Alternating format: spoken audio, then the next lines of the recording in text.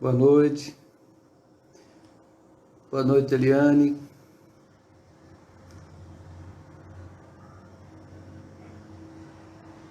Boa noite, Márcia, Solange. Boa noite, Fátima, Ivana.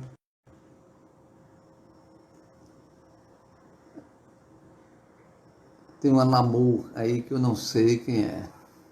Mas deve ser ligada à família de Solange, Ivonete, Luciele, Mônica, Maristé. Sejam todos bem-vindos. Bem-vindos. Daniela, Dora, Cleide, Luzia. Muito boa noite a todos. A gente mais uma vez realizar o culto do Evangelho.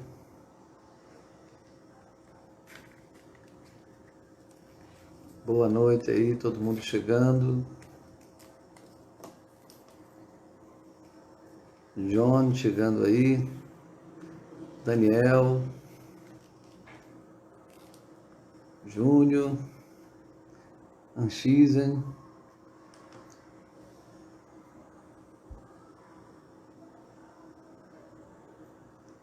Isa. Carlos Antônio. Sejam todos bem-vindos. Edilene.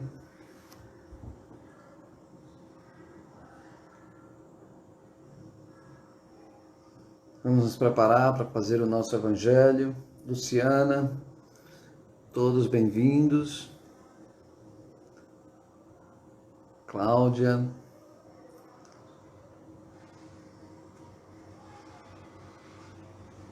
Um abraço a todos.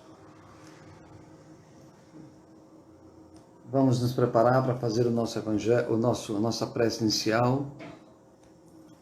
Vamos diminuir a luminosidade, se for possível, onde nós estivermos. Aqui a gente também vai diminuir um pouquinho a luminosidade. E vamos fazer Jaqueline, Holanda, chegando aí. Vamos nos preparar, Yasmin. Vamos fazer a nossa prece inicial. Divino Mestre e amigo Jesus, mais uma vez aqui voltamos para essa sala virtual, cujo principal assento é em nossos corações. Nesse encontro, onde vamos mais uma vez refletir sobre a Boa Nova, essas lições profundas que mudaram a história da humanidade, que mudou a história de todos nós. Pedir aos espíritos felizes que nos inspirem, que nos permitam alcançar o máximo possível, nas lições da noite de hoje. Pedir também pelos as nossas companhias espirituais, aqueles que necessitam tanto ou mais do que nós, sobretudo aqueles que ainda estão presos pelos laços do ódio, da vingança, do ciúme, aqueles que estão presos aos laços da revolta, do desespero. Pedir que o Senhor abençoe os nossos lares, as nossas famílias, todos aqueles que convivem conosco, mas também a humanidade inteira, encarnados e desencarnados, aqueles que passam pelas dificuldades da saúde física e os que passam pela dificuldade espiritual. Mais uma vez, obrigado, Jesus amigo, dá-nos a sua proteção e a sua bênção, hoje e sempre.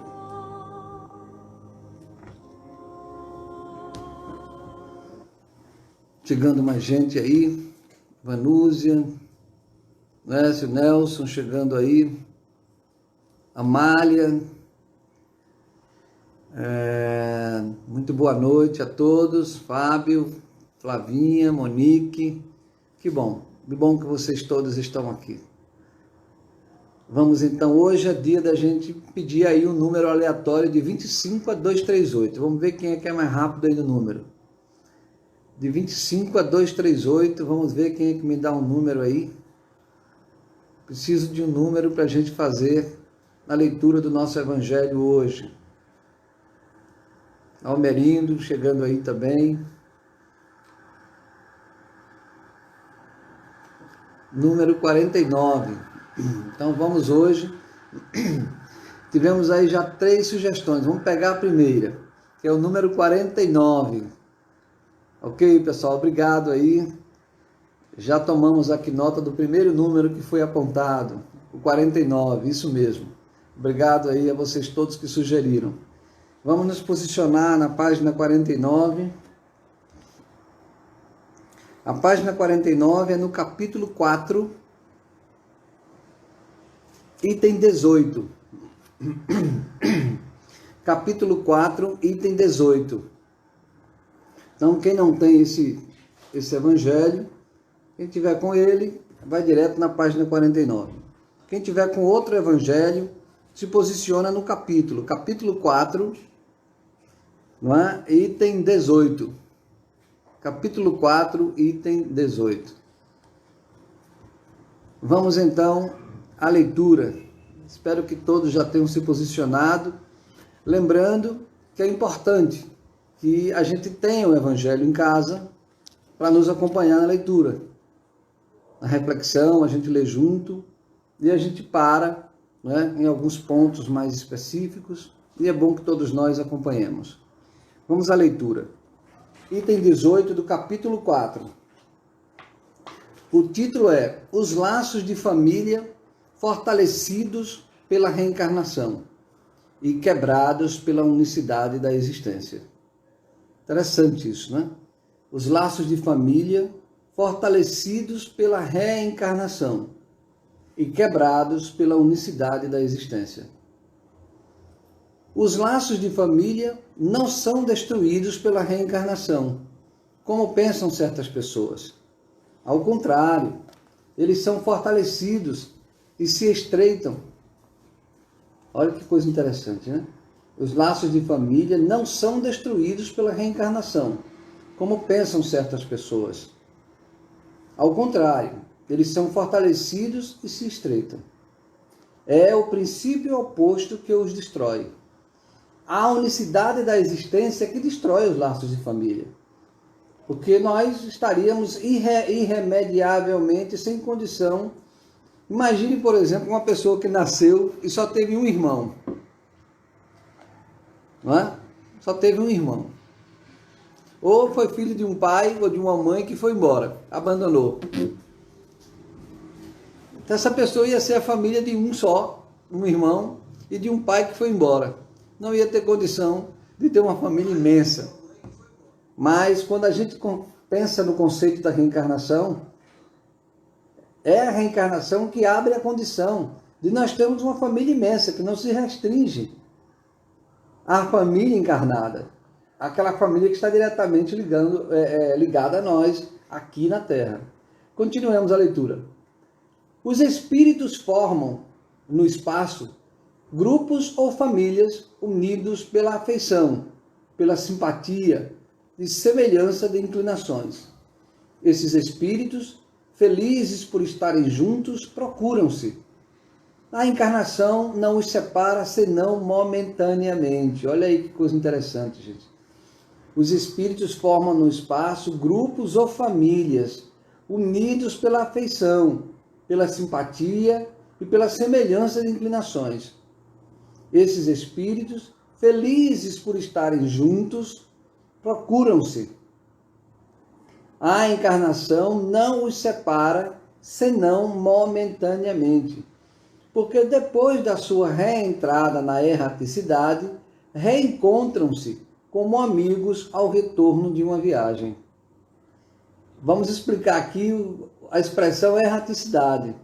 né? Que às vezes a gente tem uma compreensão, eu também tive essa compreensão. Quando eu li essa palavra a primeira vez, eu achava que tinha a ver com erro. Os espíritos que estão na erraticidade são os que erram. Mas estava errado, eu entendi errado. Então, o que é que diz aqui? Olha, vou ler de novo. Aí.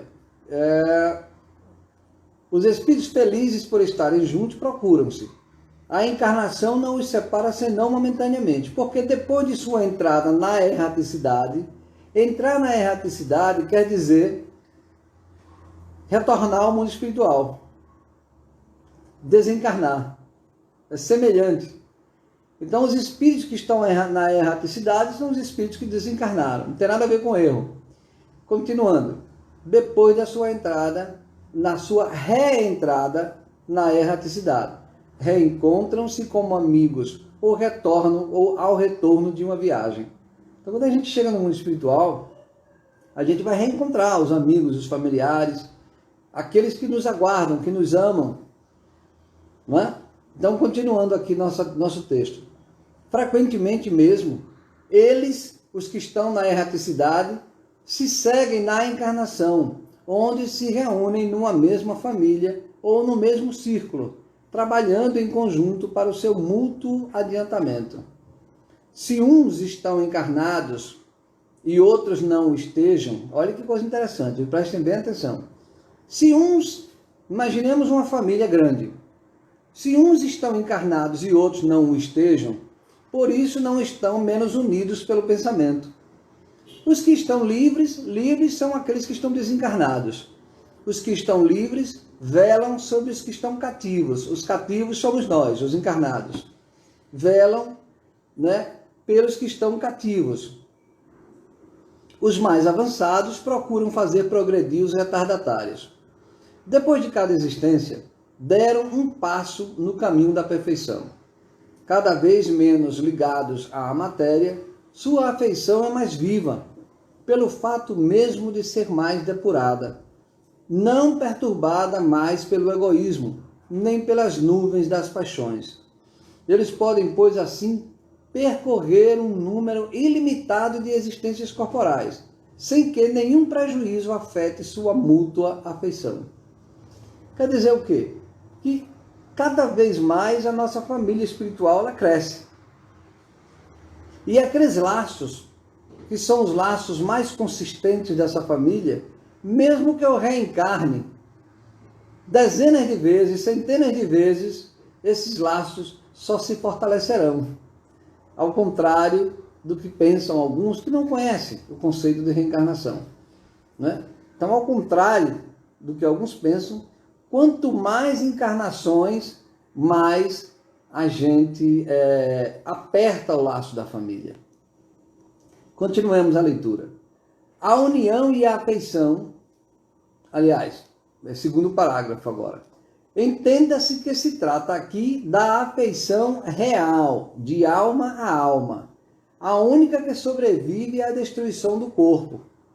Olha que, vamos prestar atenção a esse ponto.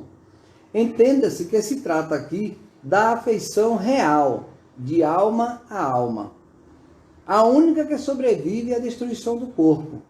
Porque os seres que não se unem neste mundo, senão pelos sentidos, não têm nenhum motivo para se procurarem no mundo dos espíritos.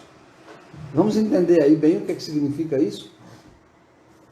Existem afeições, que eu não diria nem afeições, mas eu disse que existem relacionamentos que são passageiros, relacionamento de carona. E aí está muito em voga agora no nosso mundo, que é um erro, essa história de ficar. Né? As pessoas ficam uma com a outra, que amanhã fica com o outro, e vai ficando. Esses ficar não gera laço familiar. Não é? Então, somente as afeições reais, a única que sobrevive é a destruição do corpo. Porque os seres que se unem, né, de uma maneira muito fortuita, os seres que só ficam, não têm nenhum motivo para se procurarem no mundo dos espíritos. Interessante isso. Não há de duráveis senão as afeições espirituais. Quer dizer, só são duráveis as afeições espirituais. As afeições carnais se extinguem com a causa que as fez nascer. Ora, essa causa não existe mais no mundo dos espíritos, enquanto que a alma existe sempre. Quanto às pessoas unidas pelo único móvel do interesse, elas não estão realmente em nada unidas uma à outra. A morte as separa sobre a terra e no céu. Não fechou aqui o raciocínio, mostrando o seguinte, né? As pessoas unidas pelos interesses materiais ou pelos interesses da conveniência. Então, por exemplo, eu vou me casar com aquela mulher porque ela é rica. Eu vou me casar com aquela mulher porque ela tem uma fortuna, o pai dela tem uma fortuna. Ou então porque ela é muito bonita. Eu vou me casar por interesse. Essa relação interesseira, ela não cria uma relação espiritual. Pelo contrário, ela pode deixar uma grande lacuna.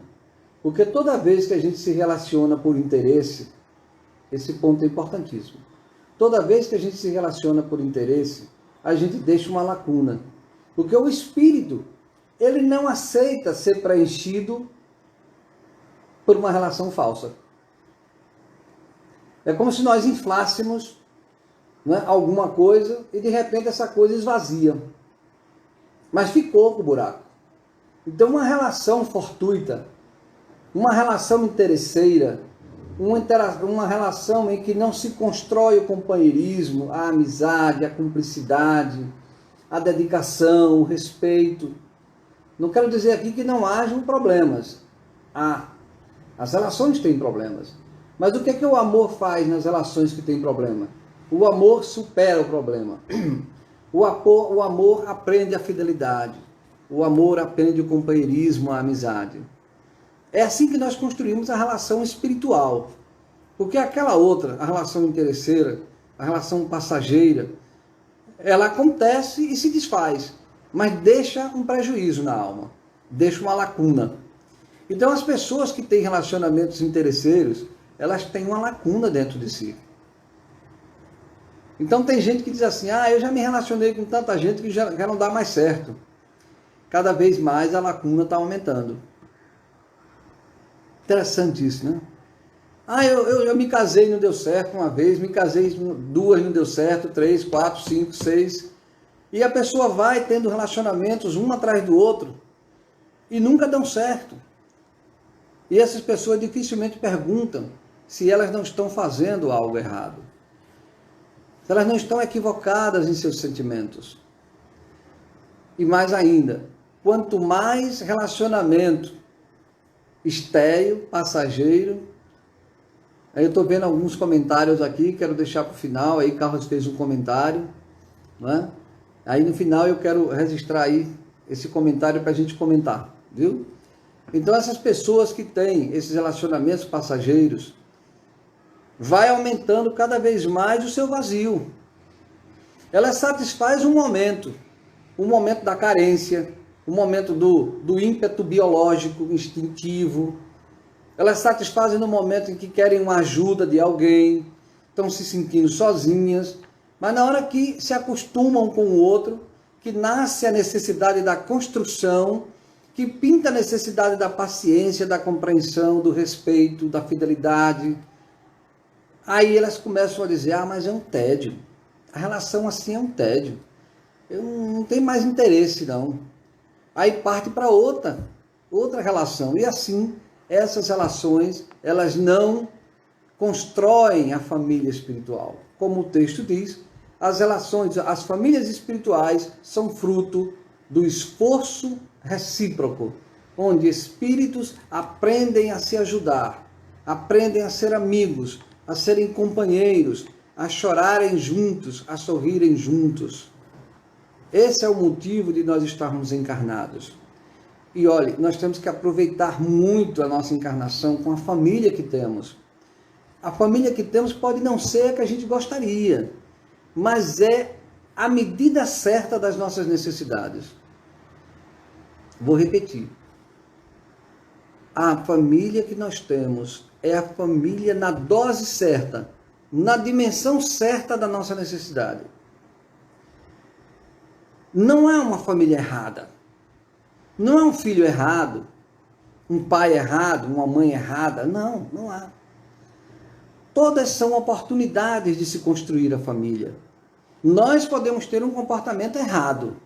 Nós podemos ter um comportamento leviano, fútil, irresponsável, frágil, covarde, e abandonar as nossas relações quando pinta as responsabilidades, quando pinta o suor. Mas a culpa é nossa. Deus não construiu uma família errada, nem um pai errado, nem uma mãe errada. Não. Nossos pais e as nossas mães, nossos filhos, os nossos encontros são resultado das leis de Deus, que fazem com que os espíritos se encontrem para aperfeiçoar ainda mais as suas relações. Ainda que eu tenha uma relação difícil com alguém, imagine que eu, em uma encarnação atrás, eu fiz mal a uma pessoa. Fiz muito mal a essa pessoa. Essa pessoa um dia vai ser convidada a nascer comigo. Certamente. É um dos meios. Não é obrigado que essa pessoa nasça numa família junto comigo. Mas um dos principais canais, um dos principais meios que a misericórdia divina encontra para fazer os espíritos se perdoarem, para fazer os espíritos continuarem construindo suas famílias, é reencarnar no mesmo grupo. Então, aquela pessoa que eu fiz muito mal, essa pessoa pode nascer um filho meu. E certamente vai ser aquele filho que vai olhar para mim de cima a baixo, assim, com um ar de despeito, com um ar de desconfiança. Vai ser aquele filho que qualquer coisinha vai ter uma centelha, né, de atrito. Daí porque conhecer a doutrina espírita, conhecer o Evangelho, é o antídoto, é a ferramenta de que necessitamos.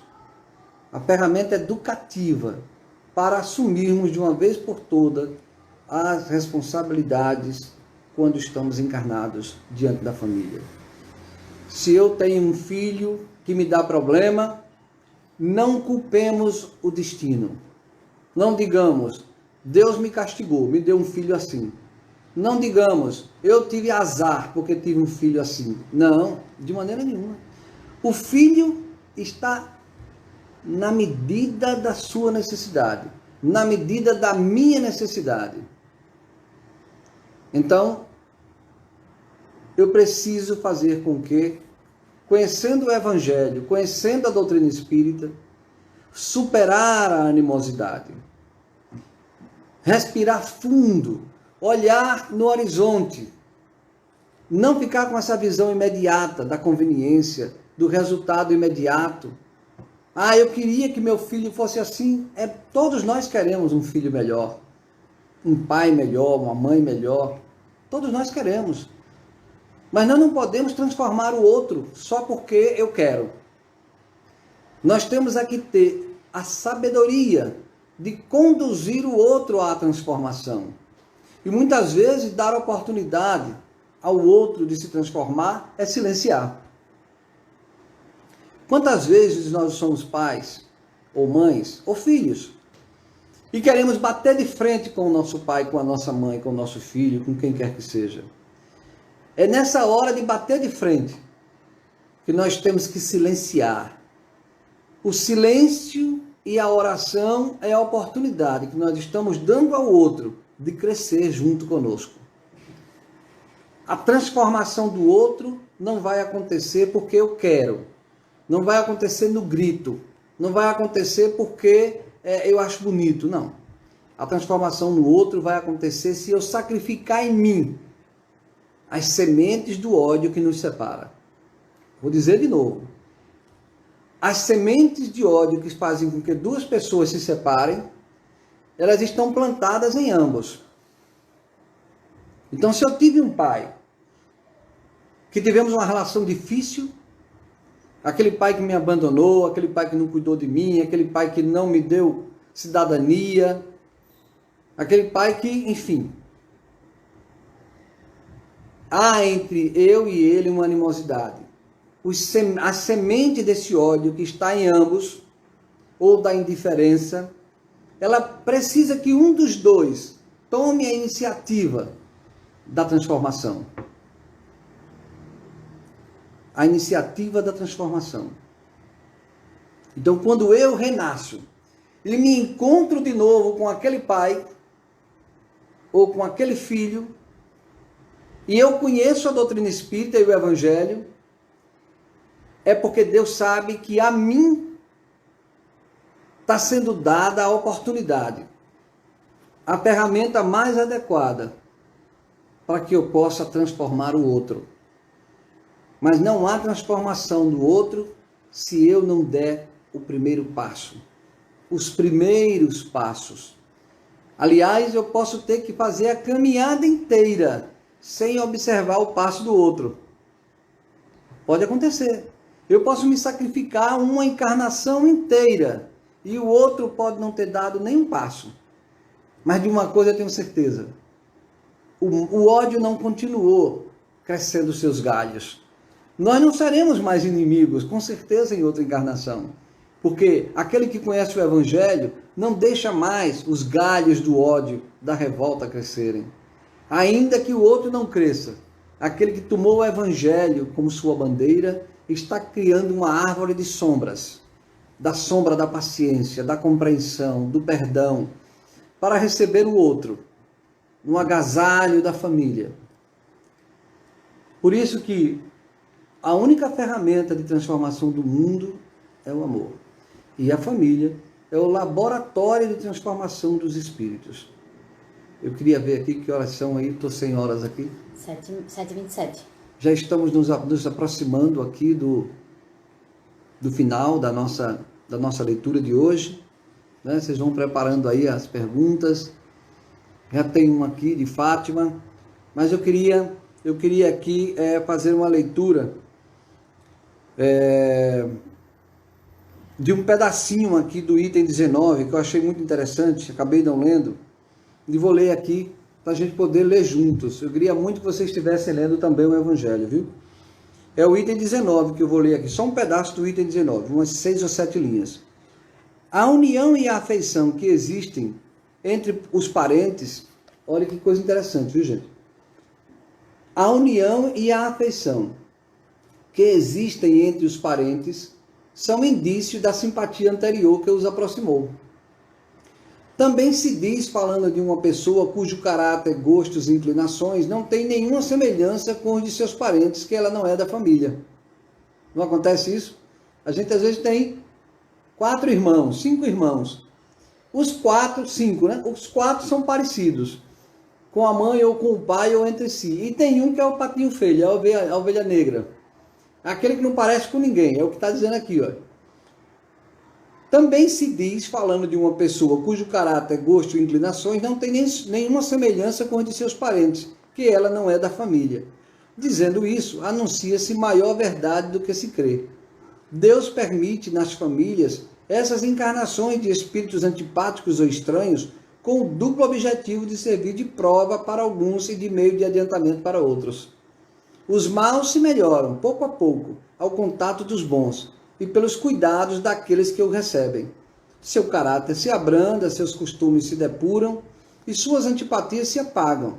É assim que se estabelece a fusão entre as diferentes categorias de espíritos, como ocorre na Terra entre as raças e os povos. Então, é aquilo que a gente estava explicando há pouco. Se na família da gente nós recebemos um espírito que não tem nada a ver com a gente, é porque Deus percebeu que há uma responsabilidade daquela família que recebeu aquele espírito, uma responsabilidade de educá-lo, uma responsabilidade de acolhê-lo, porque há uma razão para isso. Ninguém recebe um espírito, né, nessa condição por acaso, nem por castigo, nem por merecimento, é simplesmente por necessidade. Então, resumindo, nós não temos a família que queremos, nós temos a família que necessitamos. E ela está na medida perfeita da nossa necessidade. Senão, Deus não seria justo. Vamos então aí agora para os comentários. Quero ver aqueles primeiros comentários que foram feitos aí.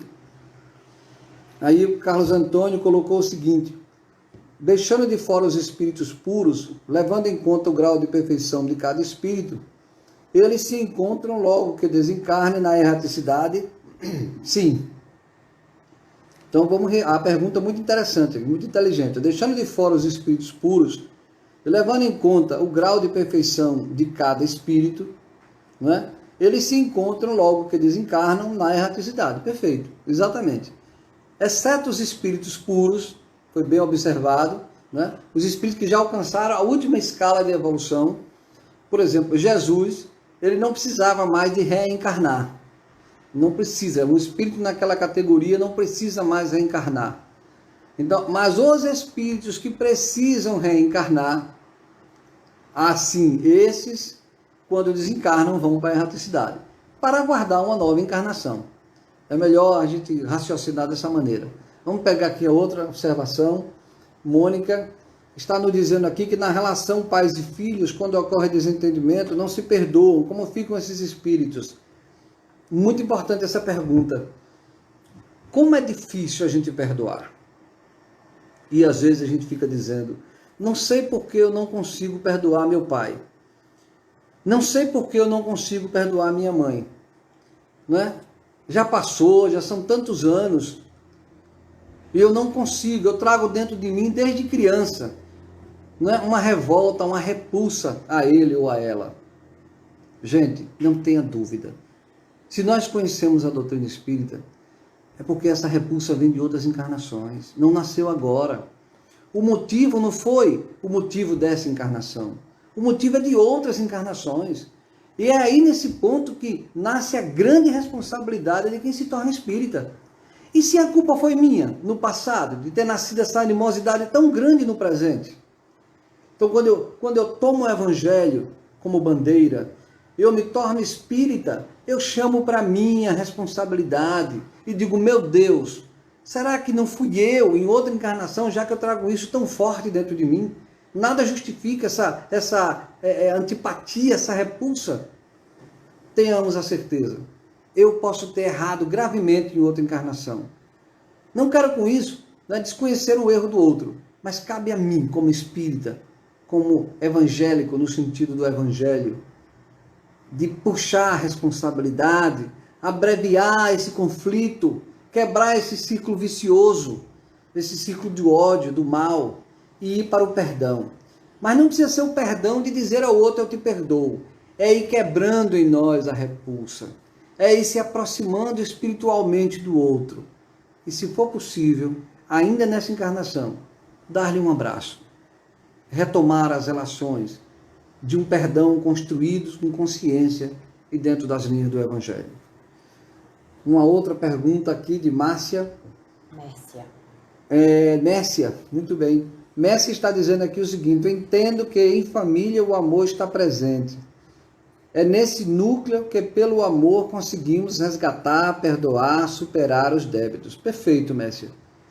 Não é? A família é o laboratório mais poderoso de transformação dos espíritos. É aqui que a gente aprende a andar juntos, a crescer juntos espiritualmente. Mas tenhamos cuidado. Aqui também a gente pode dar grandes tropeços. Quando nos falta a responsabilidade, quando nos falta o evangelho, quando nos falta a humildade, o silêncio, a paciência. Aí a gente pode dar um tropeço enorme que vai respingar em outras encarnações, onde as minhas dores vão ficar maiores ainda, meus conflitos vão ficar maiores, porque eu não aproveitei essa encarnação que eu estou tendo agora. Vamos para mais uma colocação. Aqui de Fátima Navarro: quando conheci a doutrina espírita, entendi por que tantos problemas que eu tinha com minha família, pois aqui eu amo cada dia mais a minha família e digo obrigado a meu pai. Muito bem, Fátima. Quando você se tornou espírita, descobriu por que tinha tanto problema na família e puxou para si a responsabilidade. Esse é o caminho. Nós que conhecemos o Evangelho, não podemos ficar cobrando que o outro mude. O nosso exemplo de silêncio, de humildade, de perseverança, de perdão, contagia o outro e o outro vai mudar por osmose, pela convivência conosco. A gente não pode querer fabricar a mudança do outro. Aliás, só pode acontecer isso dentro do Evangelho. A alavanca da transformação humana é o Evangelho. Vamos pegar mais uma colocação aí que foi feita por Maristé Loureiro. Apesar da necessidade de conviver com as pessoas da minha família, como deve-se proceder quando atitudes erradas são corriqueiras e dificultam o nosso convívio? Não é fácil, Maristé, né? Apesar da necessidade de conviver com elas, como a gente deve fazer quando elas cometem atitudes erradas? Então, Maristé, veja, não é possível transformar o outro sem transformar a gente. Eu falei aqui que nós podemos passar uma encarnação inteira sem que o outro mude, mas eu vou mudar. Eu vou mudar. O grande desafio é a minha mudança, Maristé. Então, se você abraçou o Evangelho, abraçou a doutrina espírita, o sacrifício mais agradável a Deus é perdoar, é silenciar, é renunciar pelo outro. Porque o outro vai crescer. Pode não ser amanhã. E não queiramos resultados imediatos. Às vezes aparece. E graças a Deus se aparecerem. Mas é Deus que sabe a medida do nosso resgate. E se o outro não está melhorando na velocidade que eu quero, é porque Deus sabe que a gente tem que passar mais tempo remediando, curando a matriz, a ferida que deu causa à nossa convivência problemática hoje. Vamos mais aqui. Daniel está colocando como ser mais tolerante dentro e fora de casa. Vigilância, Daniel. Dentro de nós ainda moram ímpetos de revidar, ímpetos de impaciência, de intolerância. Nós ainda somos assim. Não queiramos que amanhã já sejamos bonzinhos, não. Mas tem uma forma ou uma fórmula. Vigilância e oração. Se todos os dias, quando eu começo o meu dia, eu aceito que eu sou intolerante, eu aceito que eu vou encontrar pessoas pela frente que vão me tirar do sério, eu já digo, meu Deus, me ajude a ser mais vigilante. Ore por si mesmo e por aquelas pessoas que vão cruzar o seu caminho, dia após dia. E não tenham dúvida, com o passar dos dias você vai perceber que você vai começando a criar, né, essa condição, esse amadurecimento, essa sabedoria de conviver com os outros, diminuindo os atritos, transformando conflitos em respeito. O amor, a sua condição básica, inicial, necessária no início de tudo, quando não há felicidade por estar juntos, nós temos que ter pelo menos o respeito. Vamos ver aí mais alguma colocação. Começa aqui e ele complementa aqui embaixo. Tá. Então aqui nós temos... John está dizendo o seguinte: eu tive uma paciente que maltratou a filha e a renegou ainda criança.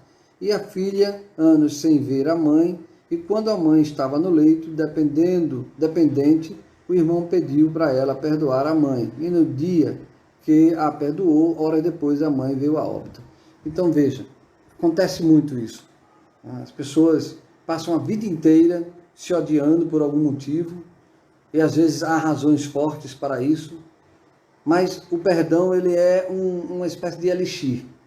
Não importa em que momento da vida você vai perdoar, mas esse momento há de chegar. Ainda que não seja nessa encarnação, mas não há nenhum conflito entre espíritos que perdure para sempre. Vou repetir, não há nenhum conflito entre espíritos que perdure para sempre. Não. A misericórdia de Deus, os mecanismos das leis de Deus conduzirão esses espíritos necessariamente, obrigatoriamente para a reconciliação. Se estamos vivendo momentos que precisam de reconciliação, para que esperar para mais 10 encarnações? Passamos agora. Se não temos condição, peçamos a Deus. Essa é uma das coisas que Ele mais dá para a gente quando a gente pede sinceramente. É a condição de poder perdoar. Continuemos aqui a leitura. Essas 4 últimas. Carmélia está dizendo aqui, verdade, só podemos mudar a nós mesmos. É isso mesmo, Carmélia. A gente tem que mudar a nós mesmos. Porque às vezes querer mudar o outro é fácil. É fácil julgar, mas mudar a nós mesmos é o grande desafio. Carla está dizendo aqui, primeiro devemos mudar moralmente, porque assim entendemos o outro sem críticas. Quando eu mudo moralmente, eu não critico o outro, eu compreendo o outro. E sei que ele vai chegar a hora dele de se transformar. E eu vou ajudar o quanto for possível, porque eu tenho fé que o outro muda e não tem jeito, todos somos obrigados a mudar, quer queiramos, quer não. Bárbara dizendo aqui, como começar a prática do perdão? Bárbara, o perdão é uma construção demorada.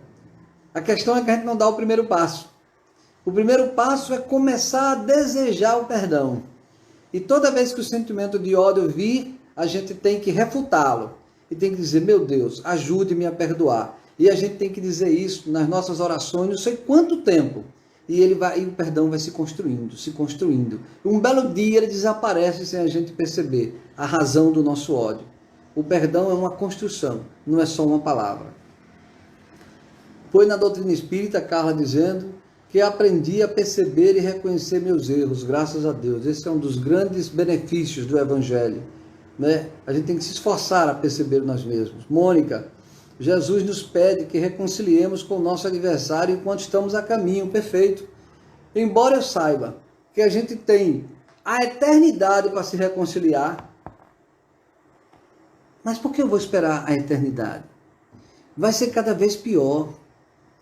Se eu não perdoar agora e esperar, porque um dia a gente vai se encontrar e a gente vai se perdoar, esse dia vai ser mais dramático. Esse dia vai ser mais difícil. Quanto mais postergar a reconciliação, mais dramática a relação fica. Então, perdoar hoje. E volto a dizer, perdão não leva flores para o outro. Perdão não é uma palavra. Perdão não é sorrir, soltar foguetes. Não, gente. Perdão é uma construção, é um sentimento que eu começo hoje a pedir a Deus que me ajude a perdoar. E toda vez que o sentimento de ódio vier, eu substituo ele por uma oração pedindo a Deus que me ajude, me ajude, me ajude, me ajude. E eu vou me esforçando. Um belo dia, aqueles espinhos saíram do meu jardim. Quero ver mais aqui. Estamos chegando no final. Muito bom o trabalho de hoje. Esse é sempre um tema muito interessante, o tema da família. Muito obrigado a todos pelo encontro, porque compartilhamos os ensinamentos da noite de hoje. E agora vamos pedir, não é, que nos preparemos para a nossa prece final e, se possível, diminuamos a luminosidade da sala. Se tiver um copinho d'água do lado, é bom. Não é? Aqueles que estão no atendimento fraterno podem mentalizar que o atendimento continua sendo feito. Não é? Aquelas pessoas que nós temos em mente, que são pessoas que a gente conhece, que estão passando por dificuldade na vida, mentalizemos essas pessoas na hora da prece, porque os espíritos captam os nossos pensamentos e vão dar assistência a essas pessoas que a gente mentaliza. É semelhante àquele caderno que a gente põe lá no centro. Mas o melhor caderno para a gente escrever o nome dessas pessoas é a nossa consciência, o nosso pensamento. Então, se quisermos, podemos mentalizar essas pessoas, para que na hora do passe elas também sejam, não é, atendidas em suas necessidades. Quinta-feira, aguardo todos aqui às 19h30 na nossa doutrinária. Lembrando que o tema da nossa doutrinária, quinta-feira vai ser um dia de feriado, né, Corpus Christi, mas estamos todos em casa, onde estivermos faremos, se Deus quiser. E vamos dizer a vocês já antecipadamente, vamos tentar fazer isso toda semana, dizer que o nosso tema da semana que vem vai ser A Vida Não Cessa. Esse vai ser o tema da nossa doutrinária na quinta-feira. A vida não cessa. É o tema da palestra da doutrinária da quinta-feira. Vamos à nossa prece final.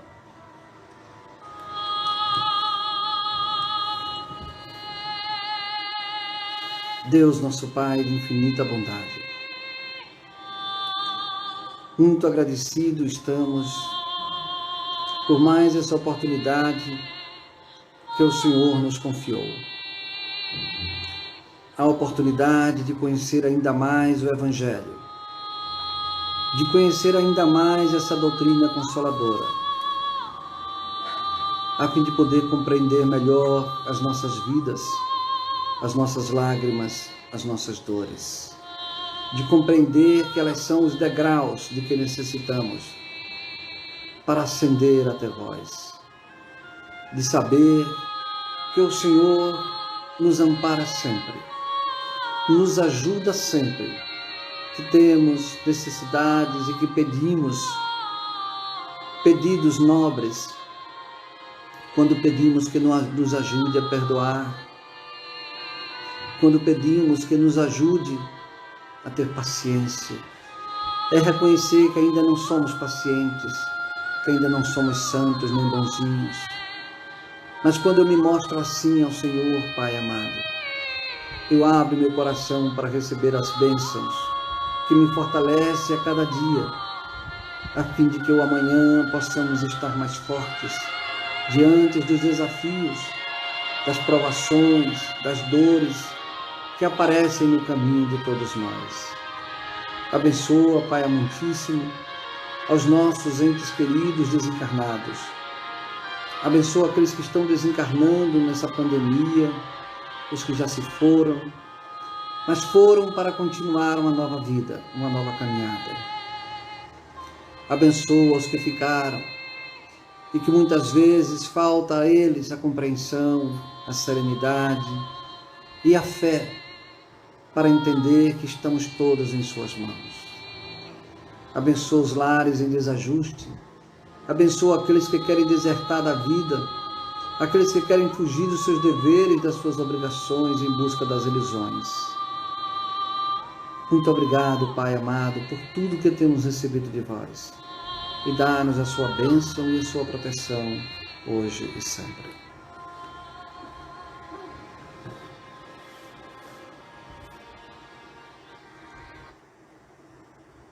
Obrigado a todos.